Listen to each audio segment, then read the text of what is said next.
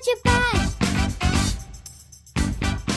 Sejam bem-vindos ao Tricô de Paz número 82, o número do meu ano de nascimento. Olha que coisa especial. Nossa, que não serve pra absolutamente interessante. nada. Mas é verdade. O podcast Paternidade Supimpa mais saudável deste Brasil. Calma aí, cara. Eu tô comendo até fruta agora. Eu sou o Thiago Queiroz, do Paizinho Vírgula, e hoje a gente vai falar sobre a saúde da família e a importância disto no nosso contexto. Aqui é Victor Orives e saúde supimpa, família feliz. Aqui é Thiago Berto e falar de saúde atualmente pra mim tá foda, hein? Tá difícil. Mas tudo bem, que a gente não vai ficar aqui dando pitacar em troço que a gente não sabe. Então a gente trouxe uma especialista, a querida Bruna Silveira, para contar a sua história, contar um pouco do seu trabalho e contar inclusive do seu trabalho de podcaster. É que a gente chama os podcasters para conversar com a gente. Fala aí, Bruna. Olá, eu sou a Bruna Silveira, eu sou... É para me apresentar já? Pode sim. Muito obrigada pelo convite. Podcaster é ótimo, né? Comecei essa aventurinha há pouquinho tempo aqui, aproveitando os tempos quase nada livres do meu puerpério, né? Até tinha te mandado mensagem, né? Que a minha amiga estava explorando aquele aplicativo, aí eu fiquei testando com ela e falei, olha só, coisa fácil. Aí resolvi fazer essa brincadeirinha aí. Acho que tá saindo divertido. Tá saindo, tô gostando bastante, inclusive. Ah, você ouviu? Então, ouvi, claro. Tem que fazer aqui o nosso trabalho, legal. poxa. Valorizar os amigos podcasters, poxa. Então, ó, já fica aqui logo de cara para você seguir o podcast da Bruna Silveira, que é Universo Pitaia. Inclusive, tem lá nos primeiros episódios a explicação do porquê que é pitaia. Que é uma explicação muito maneira. Que porra é essa? Você não sabe o que é pitaia. Nem ideia. Tá. Então vamos deixar a Bruna explicar. Não vamos fazer mansplaining de podcast da Bruna. Né? Pelo amor de Deus.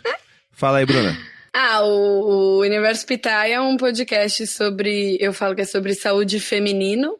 Feminino nessa coisa da energia que todo mundo tem, né? Porque eu trabalho, vou falar, né? Mas eu trabalho com medicina chinesa, então aquela coisa do yin e do yang, o feminino como essa energia que todo mundo tem, assim como o masculino. E dessa coisa de o feminino como a energia do acolhimento, da introspecção, né, da autocura. Então eu trago um pouco isso, apesar de eu falar de saúde geral também, né, do aspecto mais yang, digamos, mais energia, o feminino nessa energia mais de acolhimento, de escuta mesmo, né, de uma medicina que fuja um pouco dessa coisa de alguém olhando pra gente sempre, né? Eu gosto muito da coisa do autocuidado, da autonomia. Então, é nessa perspectiva, né? Quando eu falo do masculino, é essa energia que é pra fora, né? O feminino é pra dentro, o masculino é pra fora, e todo mundo tem, né? Até porque, por exemplo, eu sou uma mulher que tem mais yang do que yin. Então, essa é a ideia do feminino no saúde feminino. E pitaia, porque é uma fruta que eu gosto muito, eu acho ela muito bonita, e ela por fora, ela é cheia de escamas, né? É uma fruta que dá num cacto, ela é a fruta do dragão, né? Em inglês é dragon fruit, e ela é uma fruta que tem um universo dentro completamente diferente do que você vê por fora, então... eu acho que ela tem esses aspectos em yang bem legais, assim, aí por isso que... Obviamente, a primeira coisa que eu fiz foi jogar no Google, ver como é que era uma pitaia, e realmente ela bizarramente tem parece uma escama de dragão. E por dentro é bizarramente diferente. Ela também chama flor da noite, ou dama da lua. E aí conecta de novo com o feminino, porque o feminino tem essa coisa dos ciclos, de respeitar os ciclos, de não ser linear. Então a lua, né, é cíclica, e os ciclos femininos têm afinamento com a lua, então tem tudo a ver. Legal. Então, agora, passado esse início aqui de apresentações, vamos começar a tocar aqui a nossa pauta, que a gente começar a falar sobre saúde de família, que na verdade a gente já começou a falar um pouco, né? Mas só depois do nosso querido break.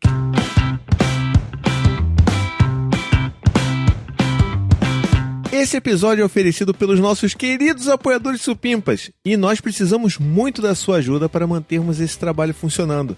Por apenas R$15 por mês, olha, é só R$15 por mês, você não faz só a sua parte ao apoiar uma produção de um conteúdo que você gosta de ouvir, mas também tem muitas recompensas, como o próprio Chat Supimpa, o acesso ao nosso chat de WhatsApp Supimpa, onde a gente conversa, discute sobre as pautas. E agora a gente tem uma novidade também, porque a partir de agora, todos os nossos apoiadores, a partir de R$15, vão poder acompanhar as nossas gravações ao vivo e comentar com a gente em tempo real no nosso chat, participar das gravações, mandar suas perguntas, seus comentários.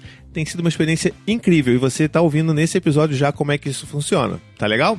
E além disso, é claro, a gente tem outros níveis de apoio que podem caber no seu bolso e te trazer mais benefícios também. Então não esquece, vai lá em paizinho.com/apoiar e eu tenho certeza que você vai achar o apoio do tamanho do seu bolso e também do tamanho do seu coração. Ah, e também tem mais. Se você tiver PicPay, você pode apoiar a gente através do PicPay também, lá no picpay.me/Tricô de Paz, ou, se você mora fora do Brasil e quer apoiar com seu cartão de crédito internacional emitido fora do Brasil, você pode ir lá no patreon.com/Tricô de Paz e apoiar diretamente em dólares. Então, Bruna, conta pra gente entender, pra quem nunca ouviu falar sobre saúde da família, sobre até os famosos médicos da família, conta pra gente um pouco qual é essa sua história como médica de família e também conta um pouco a sua história como mãe, né? Você tá aí no puerpério, a gente sabe que a qualquer momento você vai ter que dar uma saída, o bebê chorando, o bebê precisando mamar, então conta um pouquinho mais de você aí. Eu sou médica de família, médica de família e comunidade, né? Esse é o nome da nossa especialidade, medicina de família e comunidade. Uhum. Porque, na verdade, saúde da família é um programa que surgiu... Olha, aí vocês vão ter que também me desculpar, porque eu brinco que o neném mamou meu cérebro, né? Porque datas assim, gente... Mas acho que o programa Saúde da Família é lá de 94 e o programa de Saúde da Família, que foi um programa para reestruturar o sistema de saúde nacionalmente, né? Ele hoje virou uma estratégia de saúde da família. Então, a gente nem fala mais programa de saúde da família, a gente fala estratégia de saúde da família, que é uma estratégia governamental do SUS, que, enfim, a gente pode falar também se vocês tiverem interesse. Por favor. Mas a especialidade médica chama Medicina de Família e Comunidade. A minha história nela, assim, eu fiz faculdade na Faculdade de Medicina do ABC e eu gostava de tudo, assim.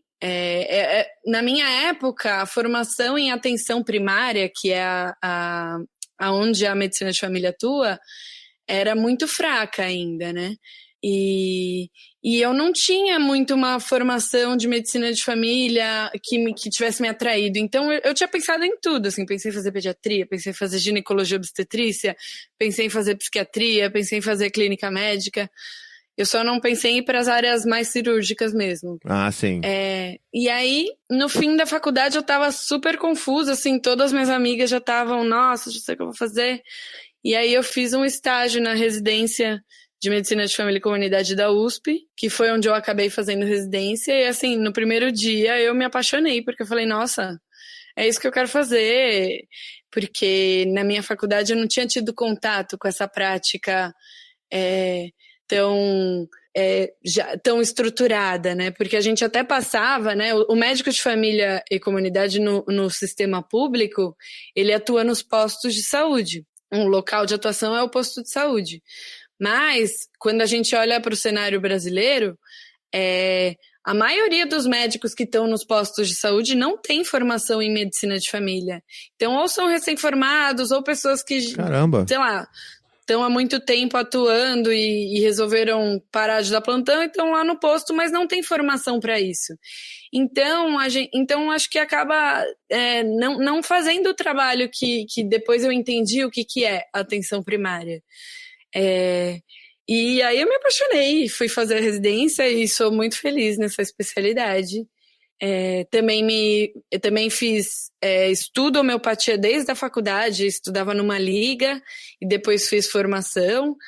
E aí também no meio do caminho conheci a acupuntura e hoje trabalho muito com medicina tradicional chinesa, com acupuntura, com fitoterapia chinesa, dietoterapia chinesa, né, a questão da alimentação pela visão da medicina chinesa. Uhum. E E acho que já fiz um início de formação em medicina antroposófica também, não terminei. Legal.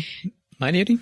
E eu sempre busco, né? Eu gosto muito dessas práticas integrativas, e principalmente, assim, eu gosto muito das práticas que permitem esses cuidados naturais que gerem autonomia em saúde. Eu gosto muito desse tema, assim. Cara, é muito legal isso, porque assim, o trabalho de um médico de família eu conhecia pouco, eu comecei a ir atrás mais quando você começou a conversar comigo, acho que foi por DM no Instagram, e aí eu fui atrás e fui vendo como que é uma prática apaixonante mesmo. A Laura aqui no nosso chat de apoiadores estava até falando que medicina da família é uma das coisas mais lindas desse mundo. Minha escolha por pediatria foi para poder acessar mais gente, porque uma criança nunca vai sozinha ao consultório. E faz todo sentido, né? Você acaba, assim, é claro que existem, né, profissionais e profissionais, tem pediatras que vão ali, vão só olhar, bate o caixão, pá, isso aqui, pá, plano de saúde, beleza, vai embora. Mas você tem uma oportunidade também muito grande de você olhar para a saúde daquela família, não no detalhe, mas para poder entender, inclusive, o que está passando pela criança, né? Ah, sem dúvida. No Brasil, a gente tem uma saúde muito pouco estruturada mesmo, assim, um sistema de saúde estruturado, com uma porta de entrada clara, com um caminho claro dentro do sistema de saúde, né? Acontece muito das pessoas estarem com, sei lá, dor de cabeça, diarreia, asma, qualquer coisa, e vai no pronto-socorro, né? É muito comum isso no Brasil. E um sistema de saúde estruturado vai ter uma porta de entrada, uma atenção primária clara, né? E que quem ocupa esse lugar, idealmente, é o médico de família. E aí, o médico de família, a gente fala que é a porta de entrada, e a gente tem que dar conta de 80% a 90% das demandas da população, e aí o que a gente não consegue tratar, a gente encaminha para os especialistas. Esse devia ser o caminho. Todo mundo ter uma médica ou um médico de família e comunidade, passar com ela para qualquer coisa, em qualquer faixa etária, porque a nossa especialidade, diferente das outras, a gente não é especialista em uma população em relação à idade, ou a gênero, ou a diagnóstico. A gente é especialista em uma população como um todo. Então, a gente tem que ser especialista na população que a gente está atendendo. Por exemplo, se eu vou ser médica de família lá no Pará, onde eu já fiz um estágio de medicina rural, de medicina de família rural lá, em Alter do Chão, que é maravilhoso, inclusive, todo mundo tem que visitar porque é lindo. Lá eu tenho que ser especialista em acidentes com animais peçonhentos. Especialista, porque é uma coisa que acontece o tempo inteiro. Então eu tenho que ser especialista em acidente com arraia, porque é uma coisa que acontece o tempo inteiro. Mas a arraia não mata? Tipo, rápido? Não. Eu achei que uma referroada da arraia já matava. É porque você sabe daquela história do Steve Irving, sei lá, alguma coisa. A arraia daquele tamanho, com certeza, mas as arraias que tem na beira do Tapajós são pequenininhas, mas elas machucam bastante. A arraia que ele pulou em cima era um tipo de arraia que tem em torno de 4 metros de envergadura. Puta que caramba. Isso as pequenas, mas no caso tá? lá... No caso lá é de arraia pequenininha mesmo, que vai machuca bem, mas machuca o pé. Eu tava vendo teve até uma reportagem recente agora, que parece que agora, né, não sei, nessa época do ano, parece que tem mais arraias ali nos rios, né, naquela região. E aí, tipo, 60 casos, meu irmão, por mês. Caraca. 60, 70 casos por mês. Não é à toa que ela tá falando aqui, né? Ela precisa ser especialista. Mas, tipo, vamos lá, 60 casos por mês, meu irmão, dá pra dor por dia. Pô. Então, mas é isso, os médicos que trabalham nos postos de saúde de lá, na beira do rio, tem que saber tratar isso, porque eles que vão pegar pra depois encaminhar pro hospital se precisar. Porque às vezes eles dão conta ali no posto mesmo. Já que é outra coisa, se alguém chega aqui, sei lá, da praia com um acidente de arraia, eu vou encaminhar na hora, né? Porque a gente não tá acostumado a fazer isso. Aqui eu tenho que ser especialista em outras coisas, né? Aqui a gente tem que ser especialista em dengue. Bom, lá também, quer dizer, lá naquele lugar que eu tava não tinha dengue, mas aqui... Em outros lugares lá, com certeza tem, né? Dengue tem em tudo que é lugar, mas é isso, a gente tem que ser especialista no que é mais prevalente da população que a gente atende. Então, por isso que é médico de família e comunidade. Porque é a pessoa inserida dentro da família, inserida dentro da comunidade. E aí a gente não olha só para as questões de adoecimento fisiopatológicas. a gente também enxerga as questões, né, biossociais, né, biopsicossociais. Então, os adoecimentos que vêm de diversas formas, né? Então, entender que, por exemplo, a população negra adoece mais. E por quê? Por que as mulheres adoecem mais? Por que a população LGBT às vezes adoece mais? Porque a gente entende que a opressão também adoece as pessoas. Né? Então, o olhar que vai para além da biologia, né? Uhum. Que é pra gente entender o indivíduo inserido na sociedade. Por que uma pessoa que acorda 4 horas da manhã, pega não sei quantos transportes públicos, fica o tempo inteiro fora de casa, volta super tarde, não tem nem tempo para cuidar da própria saúde, essa pessoa adoece mais. Não é só, né, fatores patogênicos, tem todo o contexto social, né? Nossa, fez todo sentido. Ele não vai adoecer só do que a gente sabe, né? De bichinhos, né? De vírus, de bactérias ou de coisas genéticas. A gente sabe que tem o meio ambiente, né? No entorno é o contexto social, né? E a gente tem que ter um olhar para isso. E é por isso que a medicina de família, diferente das outras especialidades, ela é tão singular, né? Porque ela muda muito de contexto para contexto, né? Sim, sim. Eu também trabalho, eu sou supervisora do Mais Médicos, no Vale do Ribeira, aqui em São Paulo, que é uma das regiões mais pobres do estado. Então eu vou lá uma vez por mês para supervisionar os médicos do programa, que antes eram cubanos e agora são a maioria brasileiros. E assim, aqui dentro de São Paulo, né, quando assim, aonde eu trabalho com o meu coletivo, que é o Panapaná, Saúde Feminino, também Saúde Feminino, que eu posso falar dele depois, que é um coletivo que a gente atende privado, né, é completamente diferente de regiões aqui de São Paulo mesmo, da cidade de São Paulo, onde eu já trabalhei, né, postos de saúde que não são tão longe. E é completamente diferente dali do Vale do Ribeira. Completamente diferente. Então, quer dizer, completamente não, né? Tem as questões que pegam todo mundo, né? Então, todo médico de família tem que entender de diabetes, de hipertensão, tem que saber fazer um bom pré-natal, tem que saber cuidar de criança. Porque, na verdade, eu tinha começado a falar disso porque você falou do pediatra. E aí, como aqui no Brasil a gente não tem essa saúde estruturada que eu tô falando, né? De todo mundo ter um médico de família e daí o que ele não resolve encaminha para especialista. Aqui, as pessoas têm isso, né? Eu tô com um negócio na pele, vou no dermato. Eu tô com dor de estômago, vou no gastro. Eu tô com dor de cabeça, vou no neuro. Isso é completamente equivocado. Isso é um sintoma franco de um sistema de saúde desorganizado. E aí, como médico de família é uma especialidade recente, digamos, e ainda muito desconhecida, realmente quem acaba fazendo esse papel são os pediatras e os ginecologistas para as mulheres. Eu fui muito fiel a um ginecologista por anos. E a minha mãe passa nele, então ele era muito o nosso médico de família. Porque total. ele não atendia só as nossas questões ginecológicas, ele tinha esse olhar. E aí acaba acontecendo isso, assim, porque, por exemplo, na Inglaterra, no Canadá, mais da metade dos médicos são médicos de família.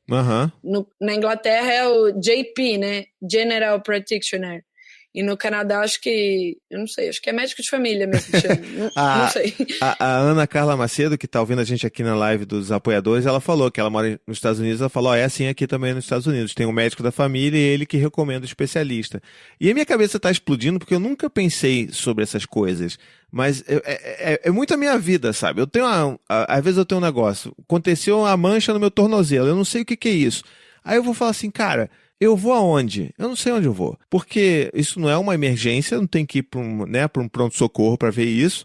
Mas eu vou levar no médico, o médico não vai saber me resolver o que é isso. Ele não vai falar o que é.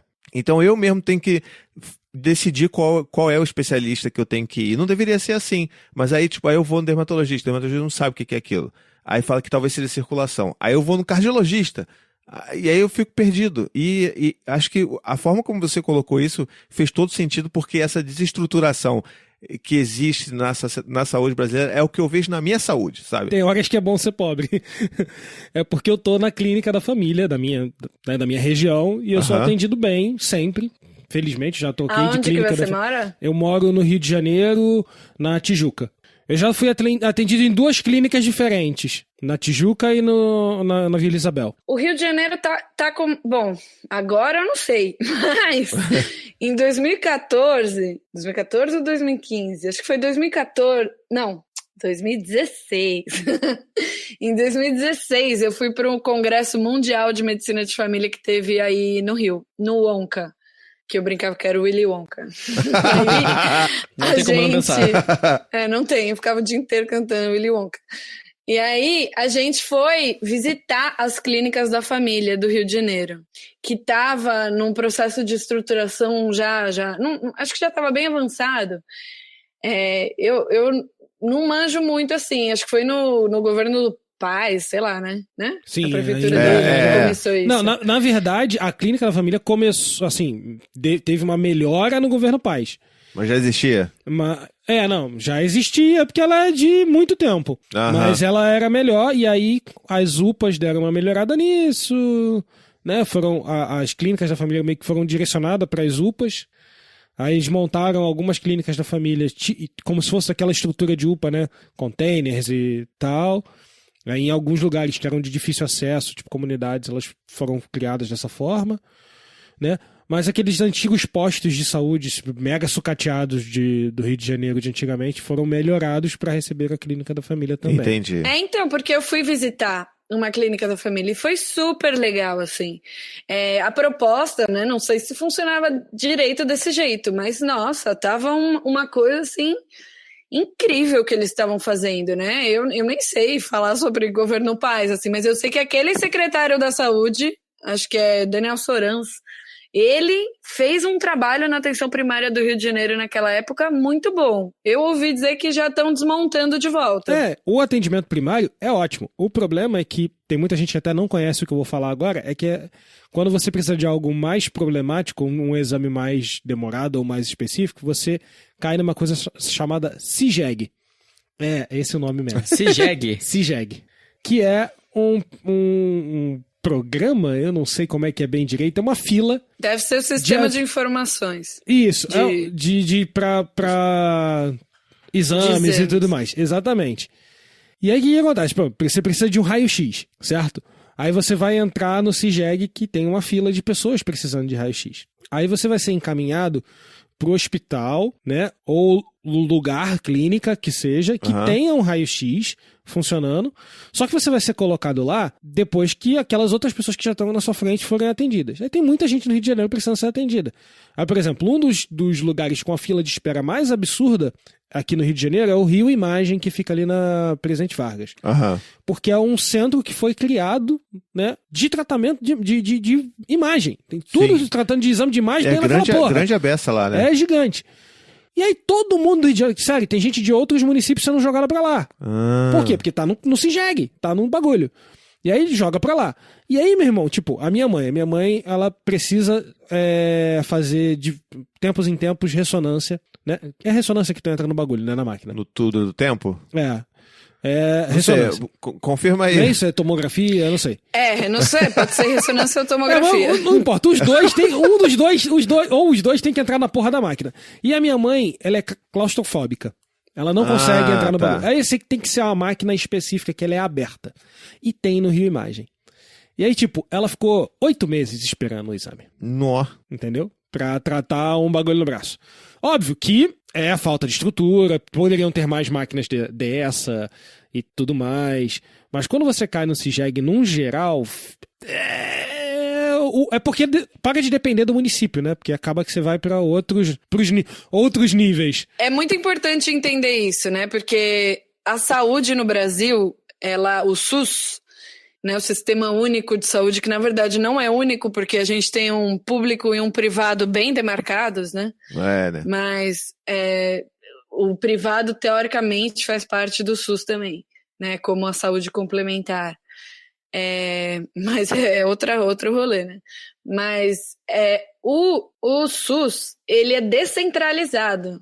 Então ele tem coisas que, né, o governo federal cuida, como por exemplo o programa Mais Médicos, ele que cuida desse programa, em parceria com os municípios. Aí tem o governo do estado, que cuida dos hospitais estaduais, cuida de um monte de coisa na saúde também, e aí tem os municípios que cuidam da atenção primária.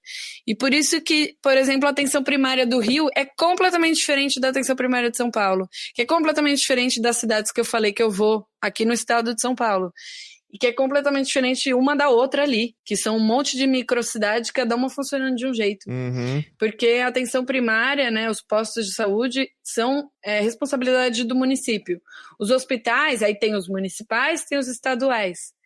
E aí a rede, ela é muito complexa, né? O Brasil é um país muito grande, então Sim. ele tem, aí, né, nas cidades grandes como Rio e São Paulo, eles vão ter um monte de hospital e tal, mas cidadezinhas pequenininhas, vai ter cidade que nem hospital vai ter e que não faz sentido ter mesmo, porque aí tem a regionalização, né? Um monte de cidade pequena que não preenche número para ter um hospital, indo para um mesmo hospital da cidade ali que é um pouquinho maior. E aí quando é uma coisa mais complexa, por exemplo, eles têm que vir para São Paulo às vezes.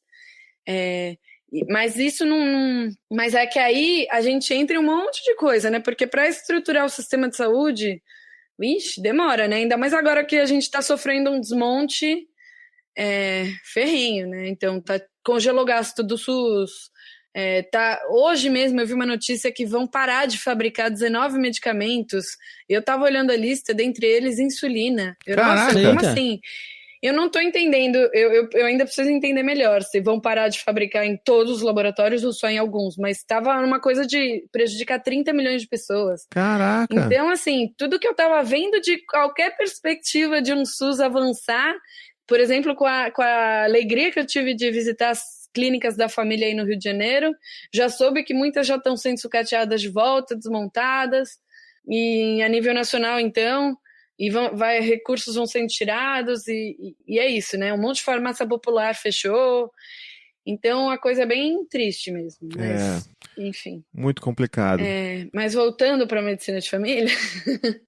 Porque a medicina de família, ao contrário do que muita gente pensa, ela não é uma especialidade só do público, né? Ela é uma especialidade do privado também. O que é um super embate dentro da especialidade, porque... inicialmente é uma especialidade que a gente quer muito ocupar o SUS, né? São pessoas que, no geral, quando eu olho para quem resolve fazer medicina de família, são pessoas que têm esse cunho de ir para a saúde pública mesmo. Só que eu trabalhei muitos anos no posto de saúde e aqui em São Paulo foi muito adoecedor para mim. E aí eu saí do posto de saúde um pouco antes de engravidar e aí logo depois eu engravidei. E aí eu fiquei no começo, putz, que droga, saí, ai meu Deus, vou ter uma licença agora, porque eu tô autônoma, né, vou ter uma licença não remunerada, mas ao mesmo tempo eu pensava, nossa, eu não ia dar conta de grávida estar no posto fazendo tudo que eu fazia, não ia dar conta. É muito puxado, porque né? Porque é muito puxado, assim. Eu já trabalhei num posto que a gente faz o que a gente chama de acesso avançado, que é a pessoa que quer passar hoje, ela... passa hoje, exatamente para que você que está com sua mancha na pele não vá para o hospital, porque está errado ir para o hospital. O hospital está lotado de demanda errada, está lotado de gente que não tinha que estar lá. E onde é que essas pessoas tinham que estar? No posto de saúde ou no setor privado, que sou médico de família. Não é no hospital. A gente precisa mudar, a gente tem uma cultura no Brasil muito errada, muito errada. E a gente precisa mudar isso. Então, a gente fazia acesso avançado nesse posto, só que aí eu atendia 40 pessoas. Teve um dia que eu atendi 52 pessoas numa manhã, ainda chegou infartado, eu quase infartei junto. Caraca, nossa. Que isso? Então, é bizarro, assim, porque aí a gente não vai tendo, né? É muito difícil. E aqui em São Paulo, isso que eu falo que a atenção primária muda de uma cidade para outra, aqui em São Paulo muda de bairro para outro.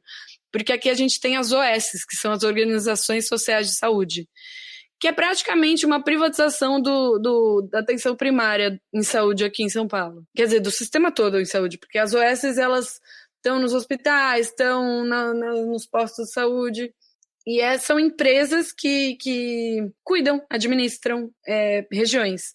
E aí você está numa OS aqui, você trabalha de um jeito. Você vai para outro bairro, tá em outro oeste, vai trabalhar em outro bairro, é outra coisa, é outra papelada, é outro jeito de pedir exame. E por isso que você me fala dessa coisa do Rio de Janeiro, eu imagino, porque aqui é uma loucura, assim. E fora o que acontece muito, né, que eu falei até no último episódio, que são os excessos de exames, porque acaba que a gente... isso em todo o sistema de saúde. Como a população tem muito pouco conhecimento de como o sistema de saúde é estruturado, porque nem os médicos têm conhecimento, acaba que a gente fica dando muito para quem precisa pouco e dando pouco para quem precisa muito. Uhum. Né? É o contrário da equidade, que é você dar mais para quem precisa mais e dar menos para quem precisa menos. Então, uma pessoa que está lá precisando da ressonância como a sua mãe, e que tá precisando mesmo porque, enfim, tá numa investigação de alguma coisa, sei lá o quê, ela fica numa fila eterna enquanto tem um monte de gente fazendo ressonância de bobeira, porque, né? sei lá, por um check-up que nem devia ser feito. Uhum. E não tem indicação para se fazer. E que tá bem e tá ótimo. Então, a saúde no Brasil peca muito nisso. Quer dizer, não sei se só no Brasil, mas no Brasil com certeza. A gente faz muito, dá muito exame, pede muito exame para quem não precisa, e na hora que precisa a gente não consegue. Sim. Isso vale para medicamento, isso vale para tudo. Depois do break que a gente fizer aqui, eu quero entender um pouco mais na prática como é que a gente entende melhor como é que funciona uma atenção à saúde da família. Eu queria ouvir de você um pouco mais, mas só depois do break.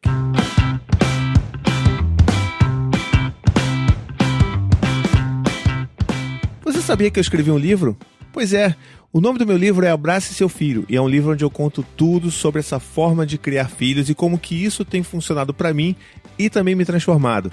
Tem relatos meus e histórias de outros pais e mães sobre as maiores alegrias e desafios de criar filhos. Você encontra os meus livros nas grandes livrarias, na Amazon e também na minha própria lojinha. E ó, vou te falar, se você comprar na minha lojinha, você ainda ganha de graça uma dedicatória personalizada que eu mesmo vou escrever, vou embalar com todo carinho e mandar para você, tá bom?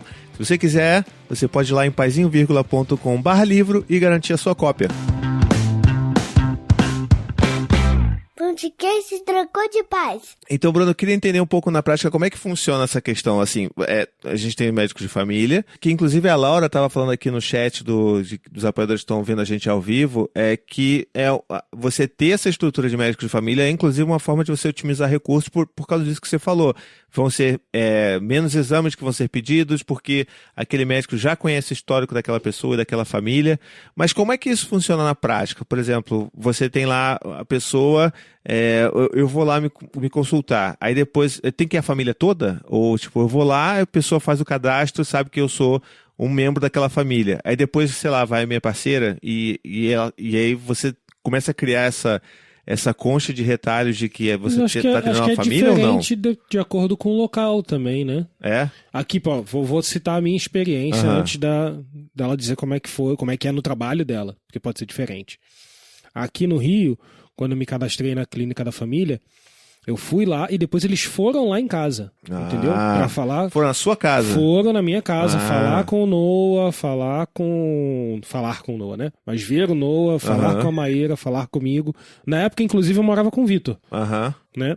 A gente foi lá, eles foram lá, viram onde a gente morava pra saber, pra ver, conferir o endereço, porque tem gente que coloca numa clínica da família e tem outro endereço e sei lá, né? E aí, eles falaram, tá. Aí pediram a carteirinha de vacinação do Noah. Aí, queridos antivars. Não vai nessa, não. Pediram a cartela de vacinação do Noah. Perguntaram se a gente tinha algum histórico que a gente pudesse apresentar de exame, alguma coisa mais recente. Aí, por acaso, a gente não tinha. Aí ela perguntou se a gente queria marcar para algum dia, tipo, pouco tempo de diferença, tipo um mês de diferença. Exames, principalmente de sangue, né? Pra DSTs, exames padrão, tudo mais. Aí a gente foi lá, fez tudo, né? Pra ter tipo um histórico, assim, tá tudo ok com essa família. Legal, cara, legal. E como é que é? Com você é assim também, Bruna? Então, tem uma coisa que é no país inteiro, né? Quando a gente pensa no sistema público, no SUS, que é isso, né? O SUS também ele é territorializado, que a gente fala. Então, né, além de ser descentralizada a administração, de ser regionalizado do jeito que eu falei, né, de ter uns municípios sem hospital, que aí se juntam com outros e tal.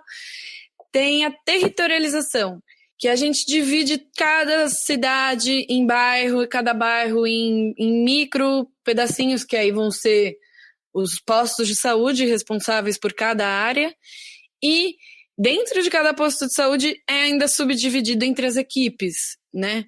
Isso quando tem estratégia de saúde da família, porque a gente ainda tem no Brasil muitos postos de saúde ainda sem estratégia. E a estratégia de saúde da família, ela tem também, além do médico de família, e tem a enfermagem, né, que compõe a equipe, inclusive a enfermeira, geralmente, ela é a chefe da equipe, tem auxiliares de enfermagem, e aí tem os agentes comunitários de saúde. Os agentes comunitários de saúde é uma coisa que só o Brasil tem. Desse jeito que é desenhado aqui no SUS, né? Então, tem muitos lugares do Brasil, e principalmente antes do programa Mais Médicos, que não tinha nenhum médico de família, não tinha nenhum médico, não tinha assistência médica em lugar nenhum, mas sempre teve agente comunitário de saúde. Ah, tá. E os agentes comunitários de saúde são pessoas, geralmente da comunidade, eles moram ali no bairro mesmo, e que prestam um concurso para virar agente comunitário, e eles fazem a ponte entre o posto de saúde, entre os profissionais de saúde e a população. Uhum. Então, eles fazem essa coleta, esse cadastro, eles passam de casa em casa, fazendo tudo isso que... Quem falou? Foi o Beto. Foi o Beto, isso. E é exatamente isso que eles fazem. E não só, né? Porque o papel do agente comunitário é muito rico, né? Eu acho que, inclusive, que a gente subutiliza muito o papel do agente comunitário, porque a gente pode... Eu gosto muito de trabalhar com os agentes comunitários, porque é uma coisa da gente formar, né, os formadores, os disseminadores de educação em saúde, né? Eles podem ter um papel fundamental, assim. Então, em lugares onde, por exemplo... Ainda, né, mesmo depois do programa, existem zonas muito remotas aqui no Brasil, que os médicos passam pontualmente lá, né, vão, sei lá, uma vez a cada X tempos, porque ainda a gente não conseguiu ainda desenvolver uma assistência que garanta um acesso contínuo para as pessoas. Isso ainda é muito triste em muitos lugares, mas os agentes comunitários, se a gente conseguir utilizar bem o trabalho dessas pessoas, a gente faz um trabalho muito rico de educação em saúde, e que nesses lugares onde não tem assistência médica, então, seria sensacional, assim. Mas eu sinto ainda que é muito subutilizado ainda esse papel. Mas é muito legal, assim. Então, a gente cadastra todas as famílias. Tem família que se recusa a ser cadastrada, né, no SUS. Isso é... Eu trabalhei no posto da Vila Madalena aqui, né? Era bem doido a relação com a Vila Madalena, assim. Ah, é? Porque a gente atendia muito trabalhador e isso era... eu achava bem bizarro, porque os trabalhadores, geralmente a territorialização você passa onde você mora, e aí os trabalhadores não tinham nem direito de voltar lá para onde eles moravam para passar no posto deles, né? Caramba! Então a gente atendia trabalhadores, muitas pessoas, porque tem muitas vilas madalenas dentro da Vila Madalena, né? Então tem a população... tem várias classes sociais ali, né? Que a gente acha que é só um bairro nobre, mas tem gente de várias classes sociais mesmo. E aí as pessoas mais ricas muitas vezes se recusavam a ir para o SUS. Mas muita gente via que aquele posto funcionava e aí ia para lá. E isso é muito legal. Porque a gente fala que no SUS tem que ter equidade, até em questão social, né? Então, por exemplo, se uma pessoa vai para, sei lá, para Santa Casa... E ela tá bem clinicamente, se ela chegar uma pessoa acidentada no hospital da Santa Casa, ela vai ser atendida, porque o acesso no SUS é universal. A gente atende qualquer pessoa. Quem tem dinheiro, quem não tem, quem paga imposto, quem não paga, quem é brasileiro, quem não é. Uhum. A gente atende todo mundo, é universal, mas ao mesmo tempo a gente pensa na equidade clínica. Então, por exemplo, chegou um acidentado no hospital, ele é o primeiro a ser atendido. Agora, e social também, se ele está estável a ponto de poder ser transferido e a gente sabe que ele tem direito a um hospital privado, a gente encaminha ele para o privado, quando ele puder ser transferido clinicamente, para dar vaga para quem não tem. esse poder, entendeu? Entendi. Então a gente pensa muito isso no sistema todo de saúde, a equidade no SUS, apesar de ser universal. Mas na atenção primária, como a atenção primária ainda está crescendo e ainda está se estruturando, eu valorizo muito a universalidade mesmo. Então, eu incentivava muito as pessoas que tinham condição de ir em um médico particular a frequentar o posto de saúde, ir lá, porque quanto mais as pessoas, né, frequentarem, mais visibilidade a gente dá e mais a gente faz crescer. É verdade. E aí, por exemplo, aí a pessoa precisava pegar remédio, saber que esse remédio estava em falta, ou sei lá, ela ia fazer um pedido de exame. Para a pessoa que tinha condição, eu falava, você não pode fazer no seu convênio esse exame para a gente não ocupar a fila aqui? Né? Aí eu trabalhava a equidade dessa forma. Ou então, precisa desse remédio, tá em falta, será que você não pode comprar? E se a pessoa falasse não, eu falava, tá bom, ela tem direito, é universal. Mas a gente trabalhava assim. Agora, em relação à família, a gente cadastra as famílias que querem ser cadastradas e aí a gente começa o acompanhamento. Então, tem muitas coisas, né? Então, por exemplo, a gente tem controle de quem tá grávida na região, e aí a gente, quando a grávida não vem, a gente faz busca ativa pra ir, né? Oi, hoje você faltou no seu pré-natal, ou oi, já deu um mês da sua consulta, vamos marcar de novo. Então, tem algumas ações que a gente chama de programáticas, né? Que são programas, então o pré-natal é uma delas, puericultura, né, que a gente também faz pediatria, né, a gente faz todo o trabalho da puericultura normal, né, a gente encaminha para pediatras quando tem alguma questão que não é mais do nosso escopo, né, de novo, aquela coisa, né, que a gente tem que ser especialista no que é mais prevalente na população como um todo. E a gente tem programas, né, de ação, então a gente tem controle dos hipertensos, dos diabéticos. E aí a gente faz busca ativa, assim, nesses casos, o que às vezes eu acho, inclusive, até bastante invasivo, porque, por exemplo, se, sei lá, meu tio tem pressão alta e vai no médico privado dele, o médico não fica no pé dele do jeito que o SUS fica, às vezes. Entendi. A gente fica no posto de saúde, sabe? Tipo... e a gente fica pegando no pé mesmo. O que tem sentido quando a gente pensa no macro, como um programa de, né, uma política pública de saúde para a gente reduzir mortalidade, porque muita gente não tem noção do que são essas doenças, então a gente tem mesmo que fazer isso por um lado, e por outro eu acho que a gente precisa ter trabalhar mais com a medicina centrada na pessoa, que a gente fala.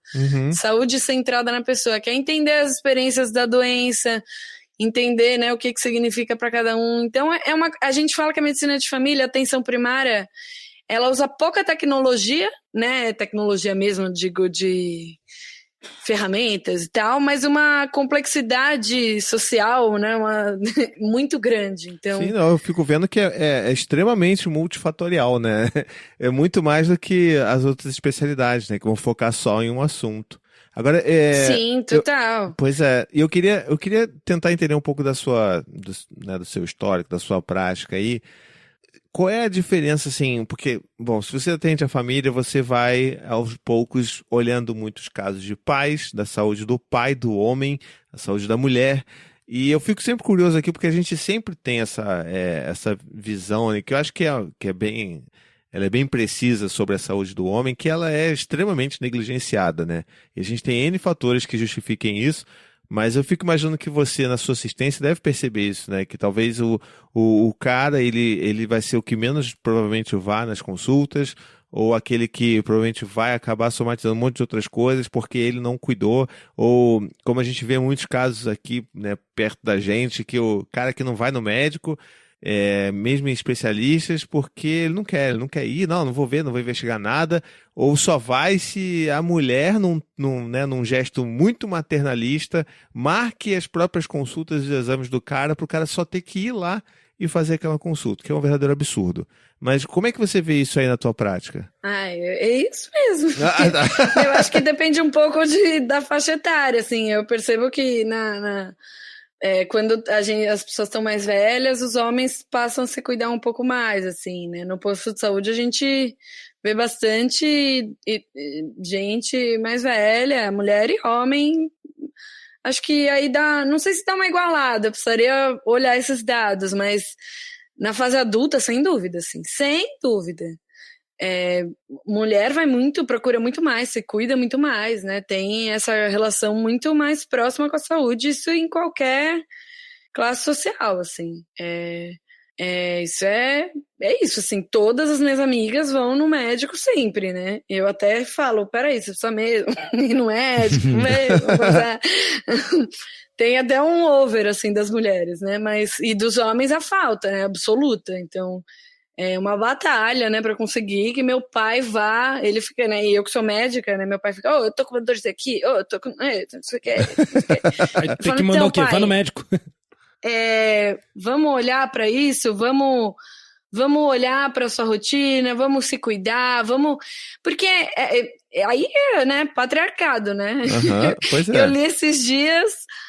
um texto muito forte falando que quando você olha a prática de yoga, psicólogo, não sei o que, esses espaços todos de cuidado de saúde e os postos de saúde não são diferentes, eles são amplamente ocupados por mulheres. Sim. Né? Amplamente ocupados por mulheres. Então, os homens não estão se cuidando, né? Isso é um movimento que vocês estão fazendo, é muito importante por isso, né? Dos homens, né? Esse olhar feminino. É isso que eu falo do feminino, né? O homem tá sempre nessa energia masculina e parece que não pode sair disso, né? Dessa linearidade. Não pode respeitar o próprio ciclo, não pode isso.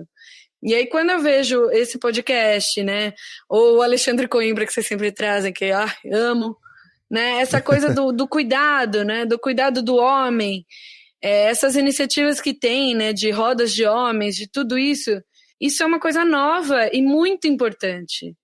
E ainda que existe muita resistência, né? Nossa, sem dúvida. Muita resistência. E isso não muda, assim, né? Eu trabalho nesse coletivo, que sou eu, outra médica de família, Mafê, que é minha parceira, e minha médica de família, e da minha família toda. E a gente trabalha com parteiras, com doulas, com psicóloga e tal, a gente é um coletivo super legal. Eu atendo homens, com acupuntura principalmente, mas assim, mesmo na consulta, quando eles vêm, né, eu acho que no Panapaná eu atendo muitos homens que geralmente são companheiros das mulheres que eu atendo. Sim. Que são homens que frequentam essas rodas e tal. Que já são mais desconstruídos, né? É um outro recorte, né? Mas mesmo assim, dentro da consulta, eu percebo como é difícil aprofundar nos assuntos, assim, as travas que tem, sabe? De eu pegar, né? Porque aí eu vejo uma questão de saúde, eu sempre vou além, né? Principalmente pela medicina chinesa e pela homeopatia, né?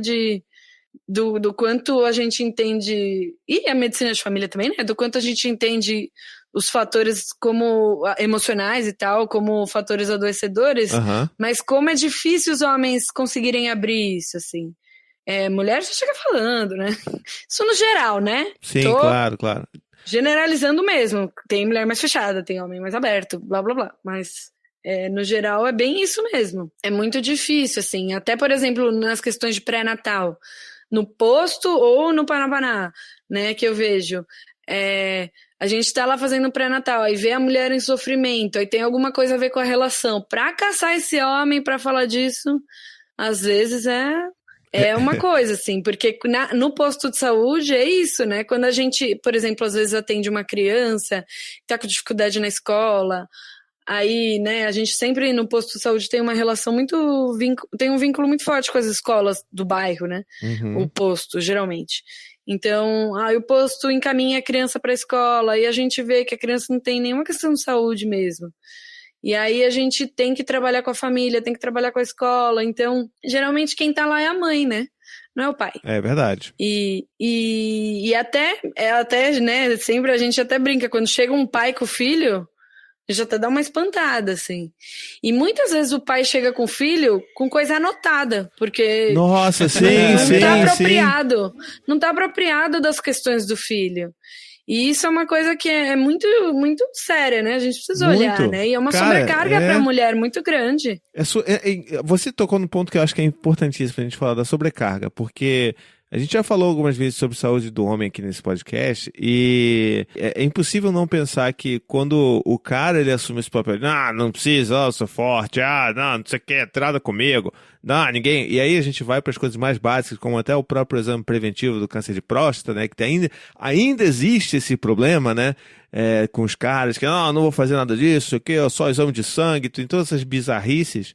Mas o que acontece com muita força é que esse cara que não se cuida, né, pensando, obviamente, dentro de uma configuração ali da família heteronormativa, que você tem o homem, tem a mulher, né, e eles têm um filho, o cara que está nessa postura de não se cuidar, não olhar para a própria saúde, ele também sobrecarrega a parceira, porque ele vai adoecer mais e quem vai ter que cuidar de tudo vai ser a parceira, quem vai ter que cuidar inclusive do barbado grande lá que está de cama porque não se cuidou, porque aconteceu tendo algum problema.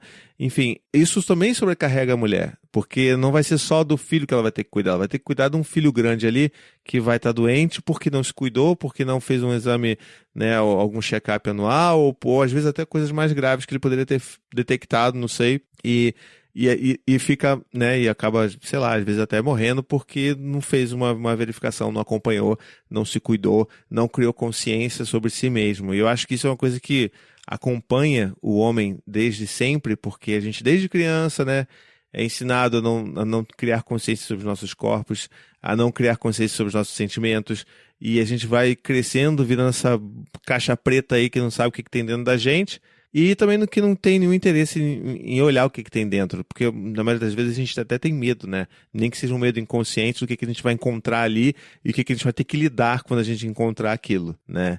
Eu acho que essa questão da sobrecarga, ela inclusive recai sobre a mulher, principalmente quando o homem não se cuida. Com certeza. A mulher, ela é a principal cuidadora das casas, dos filhos e das pessoas doentes, pois né? Dos idosos. É a mulher, ela é a cuidadora e ela se sobrecarrega muito por isso. Uhum. E é bem isso que você falou, né? Só que eu gosto muito de deixar claro que o cuidado da saúde do homem e de todo mundo não é fazer exames, né? Isso é o terceiro episódio lá do meu podcast. Sim, sim. Cuidar da saúde não é fazer exame. É muito além disso, né?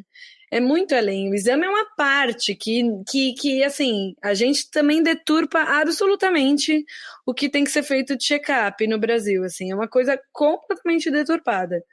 E é completamente errada o tanto de exames que se faz aqui. E então, se a gente parar para ver os exames que precisam mesmo ser feitos, eles são muito poucos. Mas a gente pode falar isso daqui a pouco. E aí, falar do câncer de próstata especificamente. Mas o homem precisa começar a se cuidar mais, de fato, né? E se cuidar é isso, é para além de fazer exame. Passa também por ir no médico também, passa por ir no posto de saúde, passa por, sei lá, medir a pressão de vez em quando e tal.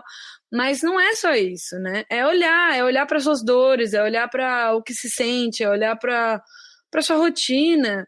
Porque é isso, né? A gente, aí trazendo um pouco da medicina chinesa, essa coisa do yang, da linearidade, da energia muito forte do fogo, o homem vai muito nessa linha o tempo inteiro, ou quem vai, mesmo mulher, nessa linha o tempo inteiro, quando não cuida da saúde, esse fogo consome internamente, pum, uma hora adoece. Por isso que acaba que a gente vê essas questões com os homens mais abruptamente, né? Porque tá lá, a hora que vem com tudo. Né? Então, a gente precisa se conectar mais com o corpo, é isso que você falou.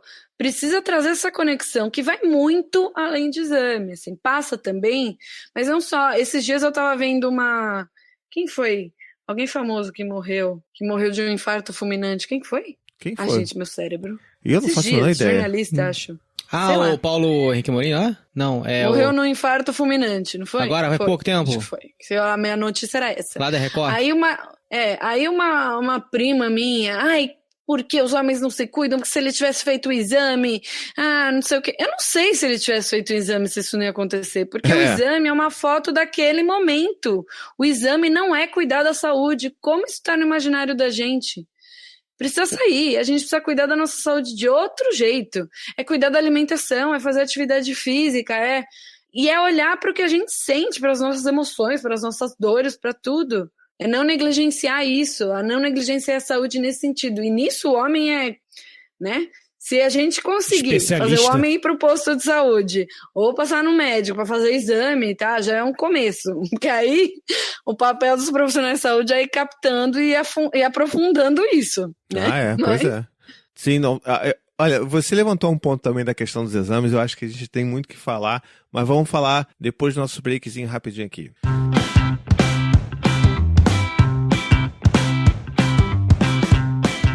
Você já instalou o app do Paizinho Vírgula?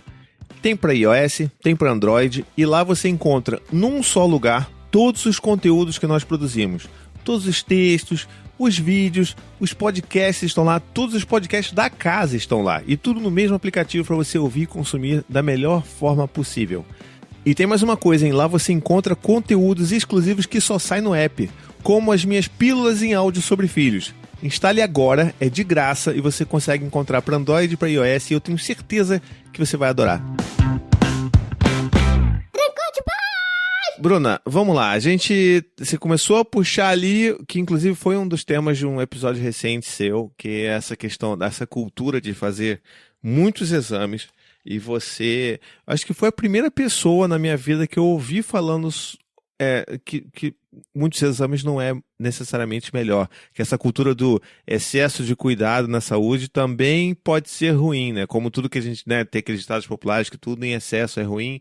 E eu nunca tinha ouvido falar isso, e quando eu vi esse episódio do seu podcast, assim, minha cabeça explodiu de verdade, porque eu achava assim, não, quanto mais exame, melhor, porque afinal de contas, tudo bem, tem alguns exames que eu sei que vão fazer ruim, né, por exemplo, sei lá, se eu tirar raio-x toda semana, eu sei que eu tô pegando a radiação ali de bobeira e que eu não deveria estar pegando. Não, você nem pode, na verdade.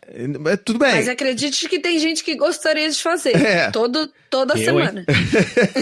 Agora, outros tipos de exame eu nunca realmente pensei que pudessem ser prejudiciais, então manda essa letra aí pra gente. Você viu que, tipo... Pegou como? É porque assim, eu quero gravar episódios curtos no meu podcast, mas aquele lá deu mais de 1 hora e eu poderia falar a vida inteira disso.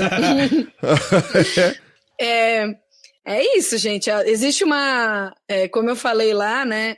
Nós, médicas e médicos de família, a gente adora o termo prevenção quaternária, que significa praticamente evitar que o sistema de saúde faça mais mal do que bem. Uhum. E a prevenção quaternária, ela atua em todas as outras prevenções, que é a primária, e a primária é o que realmente evita as doenças, evita o surgimento das doenças, que é, por exemplo, a alimentação, atividade física, não sei o que, vacinas.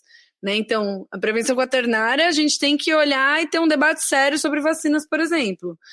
Porque vacina é um medicamento. Medicamentos têm efeitos colaterais, a gente precisa falar disso, né? Uhum. Então, fazer um debate sério aprofundado nisso. Evitar danos através de vacinas, né? E ter um debate quando as vacinas entram no calendário vacinal. Isso é prevenção quaternária. A gente não ficar pondo vacina, por exemplo, que faça mais mal do que bem. Isso é um debate da prevenção quaternária em relação à prevenção primária.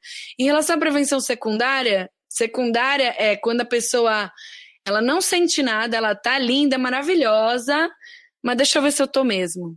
Deixa eu fazer um exame aqui. E aí são os exames de rastreio.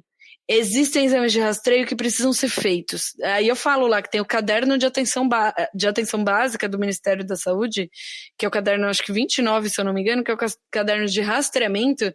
Ele fala os exames que tem que ser feito, ele fala o porquê. Tem 7 itens do porquê a gente precisa fazer exame, e a gente precisa saber esses itens para não fazer nem a mais nem a menos. Uhum. A menos é ruim e a mais é ruim também. É igualmente ruim. Então, não dá pra gente ficar fazendo exame, check-up, à torto e à direito, porque isso faz mal sim. Então, a prevenção quaternária é evitar esses danos dos exames. Mas o que é um dano de exame? É a gente fazer um exame e dar um falso positivo, falar que você tem uma coisa que você não tem. Ou dar um sobrediagnóstico, que é um conceito novo, e que é pior não, mas que é mais prevalente, que é mais comum nos exames, que é achar uma coisa que tá ali mesmo. Alguém tá falando alguma coisa? Não, desculpa. Fala aí. Acabei de falar que eu fui no Clínica Geral ontem, né? E minha médica, eu fui fazer o check-up anual. E ela falou, tá tudo bem, beleza. Aí eu falei, pô, teria como você passar alguns exames de sangue e tudo mais? Ela já, como ela era cardiologista, ela já meio que me cortou falando, olha só, não vou passar pra você fazer nenhum exame de coração, eletro, sei lá o que você queira. Ela falou vários nomes lá que eu não lembro agora. Porque isso pode gerar falsos positivos. A gente nunca indica alguém para fazer exames se não há nenhum sintoma em você. Não tem um cansaço, não tem... Ela falou algumas coisas lá que eu nem lembro que ela falou. Eu vou passar, sim, exames de sangue, caso você queira, né? Ver colesterol, ver... Colesterol foi o que eu falei. Ela falou algumas coisas lá que eu não entendo também, não. E eu falei, não, beleza, é isso aí mesmo que eu quero. Só tirar o sanguinho e verificar se meus glicídios estão bem.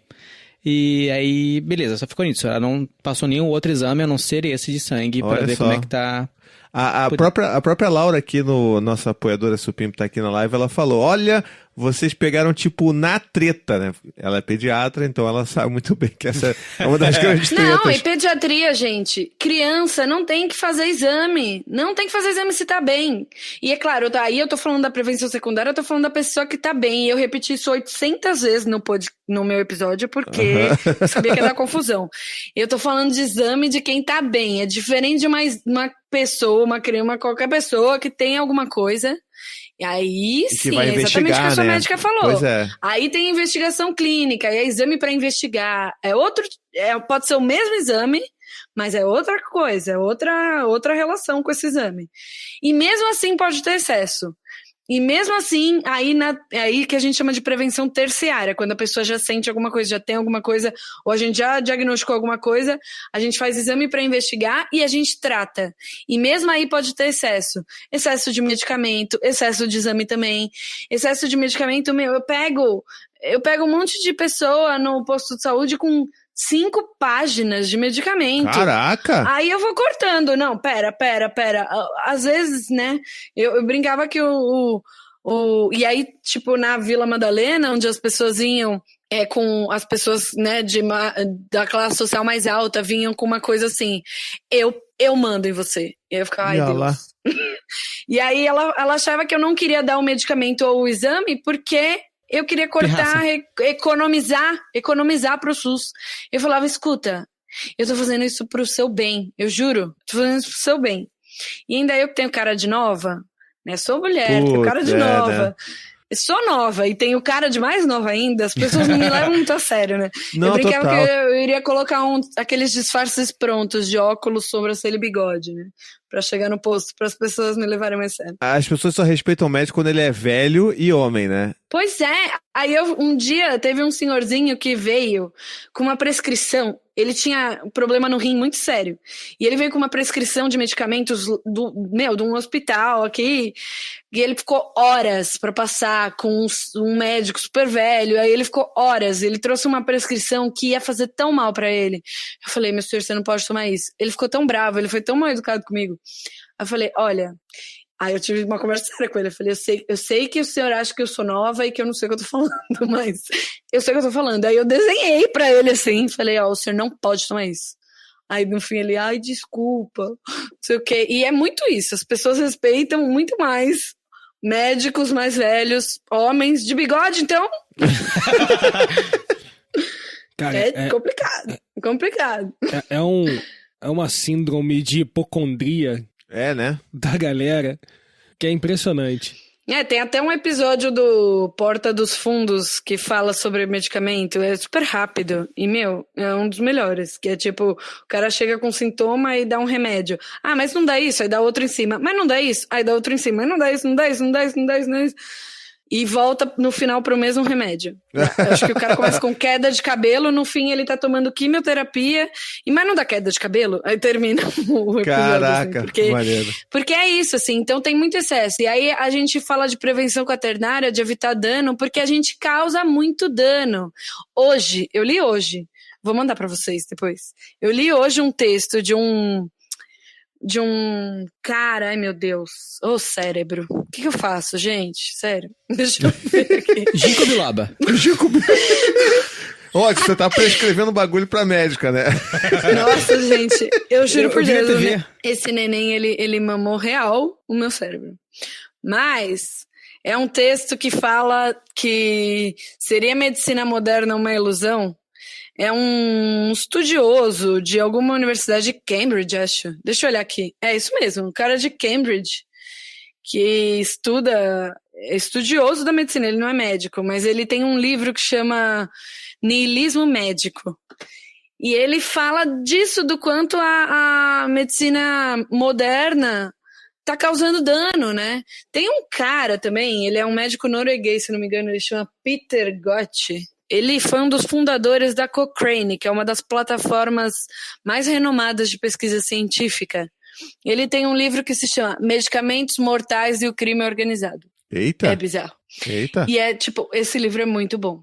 E esse cara é um cara que denuncia muito esses excessos do sistema de saúde. Inclusive, deu mó treta na Cochrane, porque ele foi expulso por... Eu não lembro, tinha alguma coisa a ver com HPV, eu não lembro o quê, mas ele saiu denunciando a Cochrane, assim. Então, é uma coisa, assim, muito bizarra, assim. Aí, quando a gente vai falar dos maiores, fica mais bizarro ainda. Mas, vindo aqui para a prática mais palpável, é que eu acho que acaba até sendo contaminada por essas tretas maiores, a gente tá muito numa medicina que a gente brinca que é a medicina baseada no medinho, que é amedrontar as pessoas. Então você tem que fazer isso, você tem que estar com medo. Então porque você tem que fazer exame porque medo. Você tem que tomar esse remédio porque medo. A gente não tá cuidando da saúde, né? Isso é muito doido, assim, é uma coisa muito doida. E a prevenção quaternária vem porque essa questão de dano, que chama, em termos técnicos, iatrogenia, que é quando a pessoa desenvolve uma doença, um efeito colateral ou qualquer coisa assim, por conta de uma ação do sistema de saúde, a iatrogenia já é uma questão de saúde pública no mundo todo. Porque teve um estudo recente dos últimos anos que falou que a iatrogenia, que é o dano causado pelo sistema de saúde, é a terceira maior causa de morte dos Estados Unidos. Nossa, isso é muito caramba. grave, gente. Mas peraí, porque assim, lá a galera alopra de verdade, né? Lá a galera vai no médico pra pedir morfina e isso aí, valeu, vambora, não é? Acho que... Mas aqui não é tão diferente, não. Gente Não é. do céu. Disso aí de lá pedir, eu não sei se acontece. Alguém dá morfina porque a pessoa pediu isso. Eu espero que isso não aconteça. Nunca ouvi isso por aqui, mas de excesso de exame, eu tenho certeza que a gente é um dos campeões. Sim. A gente, em São Paulo é das cidades que mais prescreve psicotrópico. Então, tipo, a gente não olha pra isso. A gente tem muito excesso de exame. Por que tem tanta fila de exame? Porque só tem exame desnecessário na fila. E aí a pessoa que precisa não consegue. É tão bizarro isso. Nossa, E aí vem a prevenção quaternária, vem o que... tem agora um novo movimento que chama Slow Medicine, que é a medicina mais devagar, mais lenta, olhando para os ciclos. Tem, enfim, muitos movimentos. Tem esse que eu gosto bastante, que também surgiu nos Estados Unidos, já está no Brasil, que é o Choosing Wisely, que é escolhendo sabiamente. Escolha sabe, sei lá. Enfim, tem uma página no Instagram que é bem legal, Choosing Wisely Brasil. E eles falam muito isso, assim, para de dar antibiótico pra resfriado. Pelo amor de Deus. Parem. E aí é falando pra população, mas é falando para os profissionais de saúde também. Claro, Porque a gente precisa chamar os profissionais de saúde para responsabilidade. Parem de dar medicamento. Por exemplo, o que tem de gente fazendo uso contínuo de omeprazol, isso é tão errado, é tão danoso. Eu conheço alguns. Que é aquele remédio pra dor no estômago, pra queimação no estômago. Isso é uma coisa, esse remédio você tem que usar pontualmente, não é pra uso contínuo, e tem muita gente que usa uso contínuo. E tem aqui em São Paulo, quando eu trabalhava no posto, eu renovava receituário especial de remédio tarja preta, ia um receituário por mês, ou às vezes mais. Caraca. Eu quase chorava de gente tomando remédio tarja preta para dormir o tempo inteiro, viciado nisso. E é isso que é prevenção quaternária, a gente evitar isso, a gente pegar e falar, não, pera, vamos mudar isso aí, porque tá errado isso aí. Porque a gente parece que entrou no automático, sabe? E aí isso tá muito errado, porque isso vai contra os princípios hipocráticos, né, do surgimento da medicina, de Hipócrates, que é primo non nocere, primeiro não causar dano. A gente só tá causando dano, isso é muito errado.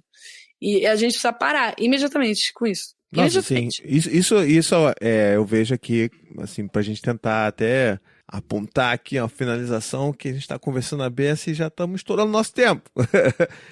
o que eu vejo também que o que a gente vê hoje, né, com os adultos que estão buscando aí toda hora, estão tomando medicamento à torta e direito, isso tudo começa já na infância, né, cara? Porque assim, eu cansei de ver procurando pediatras de plano de saúde, procurando outros tipos de pediatra, até achar uma pediatra que fosse, bacana, assim, para as crianças, principalmente com o Dante, que foi o primeiro filho, era uma loucura de você receitar antibiótico para qualquer coisa, você já, desde aquele bebezinho, já tá lá tomando antibiótico. Ou então, coisas que tem um corticoide, a gente ficava assim, cara, mas por que eu vou dar esse bagulho aqui com corticoide pro meu filho, sabe? Quem não fica puto, que tipo, tá meio doente, tá sentindo alguma coisa e tudo mais, vai no médico, aí o médico fala, não, tá tranquilo, eu vou te receitar nada não, porque você não precisa. A pessoa sai do médico colocando já no Twitter. Caralho! Gastei dinheiro lá no médico, paguei a consulta, o cara não me receitou porra nenhuma. Caraca, que filha da puta. É prêmio, várias né? Pessoas, recompensa. Eu já escutei isso de muita gente, muita gente. E o que você falou do pediatra, né, de procurar um pediatra. Bom, primeiro, agora vocês podem saber que vocês não precisam só procurar pediatras, agora vocês podem procurar médicas de família também. Agora eu aprendi isso! Pra qualquer pessoa da sua família. Pra qualquer pessoa da sua família. Criança, pra grávida, pra adulto, pra idoso, pra todo mundo. A gente trabalha de uma ponta a outra. Vai do nascimento, de antes do nascimento, né, do pré-natal. E a gente faz até cuidados paliativos, né, pra morte e tal, enfim. Uhum. A gente cuida de todas as categorias de pessoas. Por exemplo, só fazendo um adendo aqui, já que já tá acabando o tempo, uma pessoa trans, onde ela vai passar? Né? Porque aí quando a gente pensa nessa coisa de, vou especialista. Uma mulher trans vai no ginecologista? Não, ela vai no médico de família. Perfeito. Um homem trans vai passar onde? Vai passar no médico de família. Perfeito. E então, isso é uma coisa. Agora, o que você estava falando é isso, assim, é uma cultura que tá... e aí a gente chega num lugar que a gente... eu sempre falo isso quando eu dou aula, por exemplo, para alunos da faculdade, eu falo para eles isso. A gente tem que ter claro o que a evidência traz, né? O que a evidência científica traz do que a gente está causando dano em todas essas esferas que eu falei. Então a gente precisa saber o que a gente tem que fazer, o que não tem que fazer e por que está fazendo, para não causar dano, mas existe a saúde centrada na pessoa, que muitas vezes entra afrontando a medicina baseada em evidência. Por quê? Porque aí vai chegar lá a pessoa, né, que postou lá no Twitter, que quer o exame. Vai chegar a pessoa, chega uma mãe pra mim e fala assim, oi, meu filho tá com diarreia, eu quero fazer um ultrassom de abdômen. Aí eu falo, então, tudo bem, vamos olhar pra diarreia aqui. Nossa senhora! Jesus, eu tô impactadíssimo com isso. Não, nunca imaginei que uma pessoa fosse falar isso. Como é que alguém vai pedir um exame desse pra diarreia? Pede! Ai, eu não tava entendendo o espanto de vocês. Gente, eu tô dando esse exemplo porque é muito comum. Que isso, gente? Não, cai. Ai, não, sério. Agora... Sério, eu tô impactadíssimo. Não, mas assim, aí por exemplo, isso aconteceu muito no posto. Porque minha vizinha falou, porque não sei o que. Quero um ultrassom de abdômen. De abdômen não, tá? Não foi assim. Quero fazer um ultrassom no meu filho. Não importa! Quero um ultrassom. Aí eu falo, então... veja, esse ultrassom não serve pra nada nesse caso. Mas eu quero fazer. Então, mas a minha vizinha disse. Mas não sei o quê. Mas não sei o quê. Mas não sei o quê, não sei o quê, não sei o quê. E aí eu tento desconstruir essa imagem do ultrassom salvando a vida de uma criança com diarreia. E ela bate o pé e fala. E aí eu percebo que se eu não pedir aquele exame, eu vou quebrar meu vínculo com ela. Então, chega nesses embates. Eu falo isso para os alunos. Eu falo, tem que ter a experiência da doença. Eu pergunto para a pessoa assim, por que você quer esse exame? O que é que você sente? Do que é que você tem medo? E o que você acha que esse exame vai te trazer de bom? Aí ela tem que explicar. E aí a gente conversa. Se nem nada na minha conversa sensibiliza ela de que não... Geralmente sensibiliza, mas muitas vezes, mesmo sensibilizada, ela fala, só dessa vez. Aí eu falo, tá bom, a gente faz, ok, você vai pegar uma fila aí, não sei o quê, só que você tem que ter... Nisso eu trago os riscos, né? pode ser que ache um sobrediagnóstico, que eu não falei aquela hora.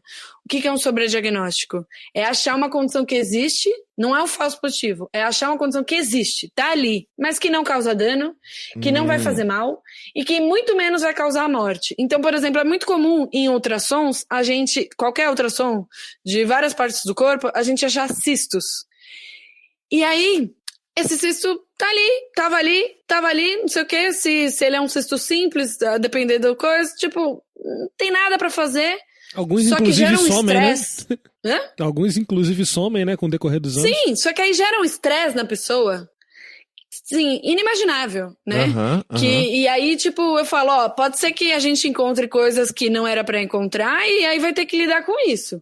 E aí eu explico sobre o diagnóstico falso positivo, eu falo, se isso acontecer, eu vou te lembrar disso, e aí a gente vai ter que lidar. Mas se nada acontecer, se a gente não achar nada nesse exame, vamos combinar de conversar melhor sobre isso? Aí a gente conversa. Isso vale para exame de sangue, não sei o que. Claro que quando é um exame muito, né, tipo, quero fazer um exame, tipo um PET scan, que vocês vão saber o que é. Aí eu vou falar, então, não vou pedir isso pra você, sinto muito. A pessoa pode ficar brava o que ela quiser, que eu não peço, né? Eu acabo, às vezes, abrindo mão do que eu sei que pode fazer mal, quando eu sei que o exame não é tão ofensivo, né? Se ele é um tanto inofensivo, né? Mas que mesmo os exames inofensivos podem trazer esses riscos. E Sim. Isso eu sempre deixo claro. Mas então, voltando à questão da pediatria, por exemplo, né, tem uma coisa que é muito comum de ver quando as pessoas vão em consultórios pediátricos ou fazer puericultura, que eu já fiz muito isso, né?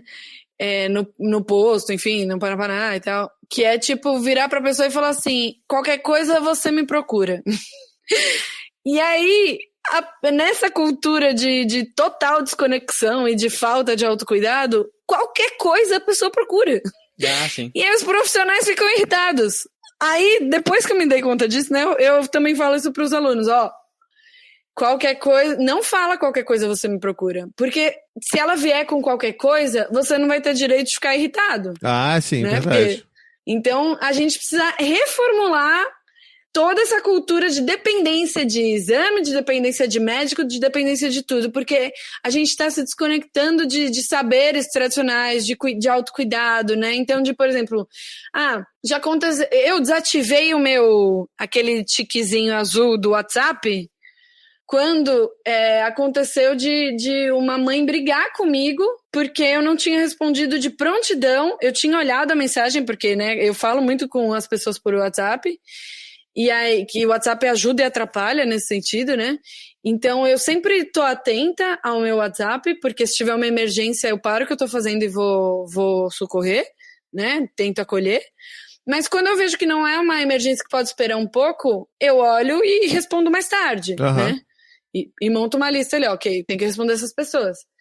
E aí uma mulher ficou muito brava comigo porque eu não tinha respondido, porque o filho dela tava com febre há meia hora. Ela viu que eu vi, quando eu voltei no meu celular, tava tipo 15 mensagens muito mal educadas. Porque eu vi, porque não sei o quê. Aí eu desativei aquele negócio azul. E eu falei, olha, é o seguinte, eu vi que tava com febre há pouco tempo, eu vi a temperatura, eu sabia que podia esperar um pouco. E aí aí eu fui conversando e enfim, tudo ficou bem. Mas tem uma coisa assim de tipo, a gente não ter mais paciência com os nossos sintomas. Nenhum. Verdade. Né? Porque é claro que febre assusta uma mãe, eu sei disso, eu sei bem disso agora. E eu tenho um filho só agora, bebê de 5 meses, mas eu tenho 3 irmãozinhos pequenos. E eu sempre fui muito próxima deles. E eu sei como é diferente. Inclusive, depois que eu fiquei mãe, eu virei mãe e eu me descobri louca, né? O meu companheiro fala que eu tenho que prestar o Revalida, porque tudo que eu sei de medicina eu esqueci. Qualquer coisa que acontece com ele, eu fico ensandecida. Tipo, aí ele me chacoalha e fala, Bruna, você é médica. Aí eu falo, é verdade. Tipo, me acalma, assim. Mas eu entendo esse desespero, eu entendo mesmo. E eu sei o quanto que ele, graças a Deus, ainda não aconteceu nada com ele nesse sentido, mas já aconteceram coisinhas de eu me desesperar, mas com os meus irmãos que já tive que levar para o hospital, coisa assim, eu sei que é diferente, eu sei o que dá. Então eu tenho muita empatia, sempre tive muita empatia pelas mães, nesse sentido de saber que elas estão desesperadas. Então mesmo na febre de meia hora, eu acolho.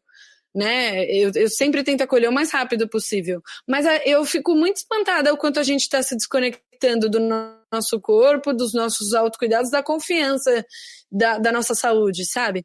Uhum. Porque é isso, a febre pode durar 4 dias, então eu tenho, né, eu brinco que eu preciso gravar um gravador com algumas orientações que eu vou passar sempre, porque é isso, calma, a febre pode durar 4 dias, se atenta a esses sinais, a esses outros, a não sei o quê, blá blá blá, você pode fazer essas medidas, se quiser pode dar esses remédios, blá blá blá blá blá. Mas enfim, isso vale para criança, é muito mais visceral, né, quando acontece, mas isso vale para nós adultos também, né? Do quanto você for olhar, se você for num pronto-socorro agora, você vai ver o pronto-socorro lotado de queixa que eu falo, gente, cadê essas pessoas falando com seus médicos de família, né? Quando eu dava plantão de pediatria, na residência, que a gente dava plantão junto com os residentes de pediatria, eu brincava que eu ia pôr a minha avó na triagem. Não, você vai pra casa tomar sopa. Não, você... não sei o quê. Não, você... Porque a gente tá muito desconectado. E isso não é culpa das pessoas. Isso também precisa ficar claro. Não é culpa das pessoas. Sim. Não é. E por isso que eu nunca me irrito. Aquele dia teve esse desconcerto com a mulher, né, dessa pressão, né, que eu falei, não, calma, vamos conversar sério agora, porque ela foi mal educada, mas eu nunca me irrito com as pessoas porque eu sei que não é delas que vem. É um sistema de saúde bombardeando as pessoas na TV, no shopping, não sei aonde, de um cuidado da saúde completamente errado, equivocado. E há décadas está sendo assim, então as pessoas demandarem exames não é culpa delas, as pessoas não terem mais conhecimento sobre o próprio corpo não é culpa delas, e agora a gente tem que ter muita paciência e um trabalho de formiguinha para retomar isso aí. E tem que chamar, e quem já vai criando consciência tem que chamar os médicos para a responsabilidade de parar de ser danoso. Sim, assim, eu acho que, inclusive a Laura, ela tá, como ela é pediatra, tá adorando acompanhar essa gravação aqui no Chat Supimpa, mas ela falou um negócio que eu acho que é genial e que pode, inclusive, ser uma coisa para a gente conseguir coroar essa pauta e fechar com chave de ouro essa pauta, que ela escreveu assim: a tutela da nossa saúde é um assunto super relevante e eu acho que faz todo sentido. A gente tem que retomar essa responsabilidade, a consciência sobre a nossa saúde, sobre os nossos corpos e parar de sobrecarregar o sistema de saúde e retomar essa confiança que a gente tem sobre nós mesmos, né? E não depositar tudo que é do nosso corpo, da nossa saúde, do nosso bem-estar na mão das outras pessoas. A gente tem responsabilidade também sobre isso, né? Exatamente. E quando a gente faz isso, é exatamente o que você falou, a gente desafoga e a gente abre oportunidade para quando realmente precisar, né? Perfeito. Acho que conseguimos fechar. Infelizmente deve ter muitos outros assuntos que a gente poderia falar, mas isso aí sempre fica deixa para você voltar aqui, né, Bruna? É isso aí. Sempre bom. Sempre bom. Ter médico aqui é sempre bom. É bom que impede a gente de falar besteira, né? A gente já faz umas consultas também. Né? Antes das nossas indicações supimpas, a gente vai ter aquele breakzinho bacana ali. Que você... Pô, mais um, cara? Mais sente. Rapidinho, é coisa de leve. São coisas importantes. Thiago não tá sabendo não, né? É o primeiro que ele veio com break. Ah, é? Não. Não é não, cara. Break? Já. Não, é que a gente tinha sempre uma sessão de recados que era gigante, né, no nosso episódio. Aí a gente agora distribuiu os recados no meio em doses, olha aí, em doses homeopáticas. Que tem o quê? Zero a ver com medicina. Então, Opa, tu vai... Tô brincando, gente, calma. Tu vai tomar uma porrada aí. As pessoas já ficaram até meio chateadas comigo aqui, calma aí. Ele tem esse poder de ser inconveniente, tá? Tá tudo bem. Então vamos lá. Tem uma coisa que eu falei no finalzinho desse último episódio, que é bem isso, assim, porque quando a gente fala da medicina alopática, medicina moderna, ocidental, a gente tem que falar de evidência. Uhum. E aí eu olho pra prática médica completamente sem base nenhuma em evidência. Nossa, né? Esses total. check-ups bizarros, tudo isso, ninguém se baseia em evidência. Mas na hora de apontar pra homeopatia, Aí aponta, né? Cara, fala, não, mas isso... não tem evidência nisso aí. Eu falo, então vamos começar a pôr evidência onde a gente sabe que tem? Vamos falar sobre o que você pede de exame? Depois a gente fala de homeopatia, vamos fazer assim. Cara, não, isso é muito real, porque eu já cansei de ver pediatra pedindo um negócio, falando uns troços que não tem evidência científica nenhuma e a gente não questiona. Então, fica aí esse registro. Mas vamos então agora para nossas indicações supimpas.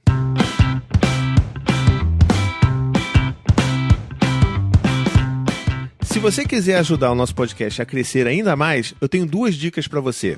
A primeira é piramidar os seus amigos. Pegue aí um episódio que você acha que o seu amigo vai gostar e apresenta para ele. A gente está no Spotify, no Deezer e todos os outros podcasts. É super fácil e provavelmente você vai ajudar um amigo ou amiga a conhecer um conteúdo bacana. E tem outra coisa também que você pode fazer. Se você tem iOS, você pode ir lá no aplicativo Apple Podcasts e deixar aquele seu review de 5 estrelas maroto pra gente. A gente agradece e você ajuda a divulgar o nosso podcast também. Indicações supimpas! Bom, nessas indicações supimpas, a minha é a única indicação que eu tenho, é que você aí, se você já não está completamente apaixonado pelo trabalho da Bruna, que você faça agora esse favor para a humanidade, para você mesmo, de se inscrever no podcast da Bruna. É o Universo Pitaia, procura aí que você vai achar. Se você não achar nos seus agregadores, eu vou deixar o link aqui do RSS Feed aí. Se você não entender, é só um endereçozinho que você vai copiar e colar no seu agregador se você não achar por Universo Pitaia, tá bom? RSS denunciou a idade. Tá no Spotify. Tá no Spotify, Também. se você quiser, que é super rápido, super fácil. Mas tem uma galera que não ouve no Spotify, ouve só com o aplicativo, né? Então, se você não achar, vai estar aqui. O que eu sei que a gente tá, é porque eu tô esperando subir lá nos negócios, mas a gente tá no Anchor, no Spotify, no Google Podcasts, Rádio Public e Breaker. Acho que só falta o Apple ainda, né? Mas você tá esperando. Eles demoram a aprovar. Uma droga isso. E você, não é nem como se tivesse acabado de criar o podcast, já tem um tempo já. Mas bom, fica aí a minha indicação. Inclusive, queria fazer a recomendação desse episódio que ela fala sobre o excesso de cuidado na saúde, se isso é bom ou não. Oi? É o episódio 3? É, o episódio 3. Então vale a pena ouvir essa reflexão aí. Trouxe a indicação hoje? Trouxe. Não acredito. Eu trago sempre. Olha só. Eu vi um documentário, eu fiquei muito deprimido, queria compartilhar minha depressão com vocês. Que isso? Democracia e Vertigem. Ah, sim. Conta basicamente os últimos anos políticos no Brasil ocorreram e a grande polarização desses nossos grupos. Tem aonde? No Netflix. É isso aí. Pode problematizar? À vontade. Eu achei que faltaram coisas muito importantes, como, por exemplo, Marielle Franco, né? Ah, sim. Eu não vi ainda. É porque o foco era na Lula e no Dilma, era na presidência. Mesmo assim. Mas eu não vou nem começar esse assunto. Já é um outro podcast. Não, mas faz sentido o que você falou assim. Eu só tô... Na verdade, não tô justificando. Não, calma aí. Eu tô justificando. Mas é bom, é legal. Mas eu acho que na época que ela tava construindo, né? O caso da Marielle ainda tava recente ou meio obscuro. Não, ainda tá, né? Ainda tá, né? Quem matou? Tava mais recente. Mas agora está obscuro, mas pelo menos parece estar andando. Mas o que acontece é que eu acho que provavelmente em breve vai acabar surgindo um documentário sobre o caso Marielle e o que isso gerou, né? I believe Netflix. Entendeu? Não sei se pela Netflix. Tomara que tenha lá, né? Não, mas eu não sei se vai sair pela Netflix. A Netflix bancando. Mas eu acho que... É possível que alguém faça. Do jeito que a gente conhece a galera que vivia, né, junto com a Marielle e tudo mais, eles provavelmente já devem estar fazendo alguma coisa. Né, Tomara. Pelo menos para honrar a memória dela, no sentido de tentar explicar melhor quem era a Marielle, porque tem muita gente que infelizmente não a conhecia mesmo. Não, porque para mim não há nada mais vertiginoso na nossa democracia do que a execução de uma vereadora com aquele tanto de tiro que foi. Então, não ter tido isso no filme, eu fiquei, nossa, Não, isso assim, é uma das problematizações. Se você quiser ler aí as problematizações desse filme, são muitas, mas é bom, vale a pena ver. Nessa linha também tem O Processo, você já viu? Não. É bem bom, fala sobre o processo do golpe. Eu acho que em relação ao impeachment é até mais legal. Ah, legal, bom saber. Também tem no Netflix? Não sei, eu vi no cinema. Ah, tá. O nome é Processos. Dá O teus Processo. pulos aí. O Processo. O Processo. Então dá teus pulos aí, pra ver esse negócio aí. Tem alguma indicação, Roberto? Eu não. Não? Claro, né? Pra variar. Primeiro episódio você volta depois de 5 meses sem participar, tu não tem nada, né? Cara, eu não consigo indicar nada nem na minha vida. Eu vou indicar pros outros. E você, Bruno, tem alguma indicação aí? Ai, gente, eu indico vocês seguirem também no Instagram, Ó. Universo Pitaia, que é o Universo Pitaia mesmo. Também tem o meu coletivo, que é Panapaná Feminino, o arrobinha, né? @Panapaná Feminino. Aham. Que mais? Essas páginas todas que eu falei, Choosing Wisely Brasil, tem que seguir, que vai falando sobre as recomendações e dialogando com os profissionais, com a população, do que a gente tem que se atentar de excesso. Tem um monte de link que eu deixei lá no episódio 3, que eu acho super legal, em relação a esse assunto de excessos que a gente tem conversado. Acho que o texto que eu li hoje eu super recomendo. Deixa eu abrir aqui o título de novo, mas seria... Como é? Peraí, segundo. Seria Medicina Moderna uma Ilusão? Acho que vale muito a pena a leitura. Boa. Indico de vocês conhecerem mais a medicina de família e comunidade, gente. É uma especialidade ótima, maravilhosa. Indico vocês irem nos postos de saúde mais próximos da sua casa. Nem sempre vai ter médico de família lá, infelizmente. Mas, quando tiver, pode ser que seja legal. Ótimo. Olha só, a Laura, ela tá aqui no chat, ela resolveu, isso aqui é inédito. Quando o ouvinte está ouvindo a gente aqui, apoiador, e quer fazer uma indicação também. Então, como a Laura... A gente dá esse chá quando a pessoa tá ouvindo a gente até meia-noite. É isso aí. Se ela tá ouvindo a gente aqui, então vamos dar essa colher de chá. Ela resolveu indicar aqui Operação Enganosa. É um documentário, imagino. É um documentário que tem na Netflix. Aí ela escreve aqui: esse documentário revela como na corrida pela inovação, a indústria de artefatos médicos pode trazer trágicas histórias de consequências aos pacientes. Então, fica aí a indicação. Você já viu esse também? Eu não, nunca vi. Então, anota aí. Vou anotar. A indicação anotada. Então é isso de indicações por hoje. Muito obrigado pelas indicações. Vamos agora, então, para a finalização desse episódio lindo e maravilhoso, que está cheio de informação bacana e cheio de explodimento de cabeças.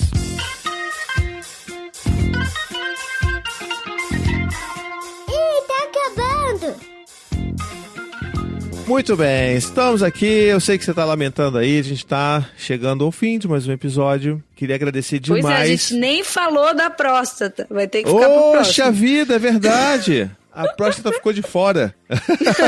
Mas eu falo no episódio 3 do Universo Pitaia. É verdade. Mas tem que voltar um aqui pra gente falar então sobre isso, sobre todos esses problemas da saúde do homem que é tão negligenciado. Acho que vale a pena. Bom, Bruna, de novo, muito obrigado por ter participado, aceitado. Você tá aí no puerpério, com um bebê pequeno.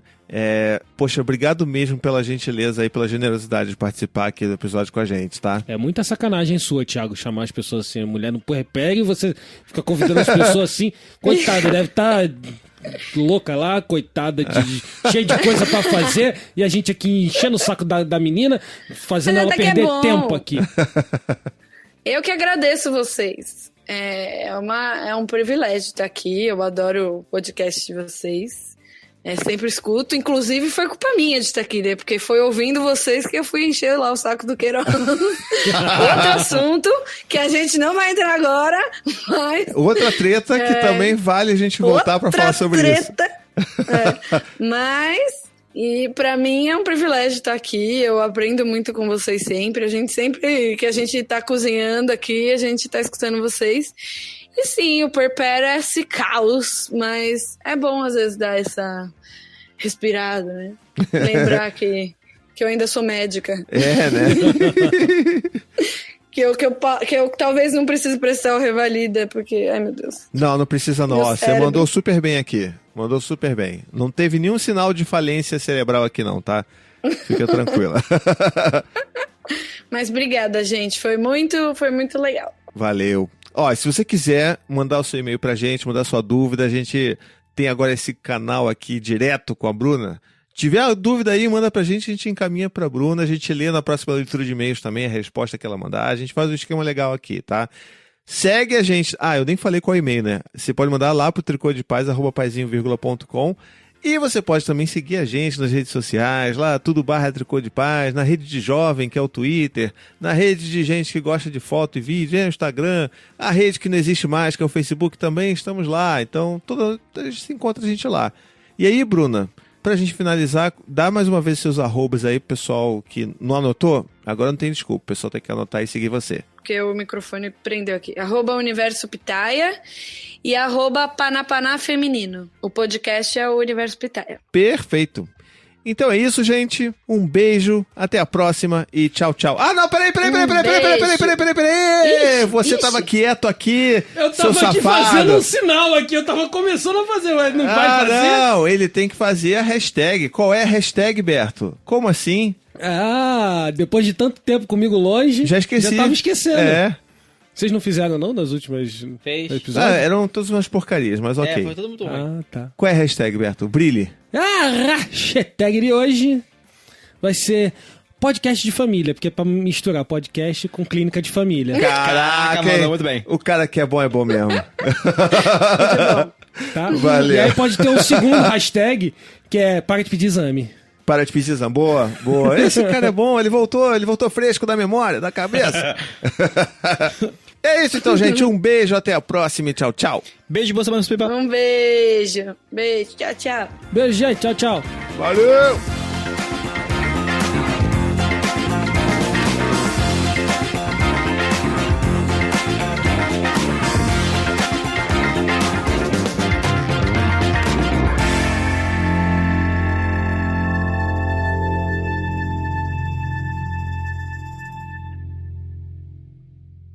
Esse podcast faz parte da família Paizinho Vírgula de Podcast.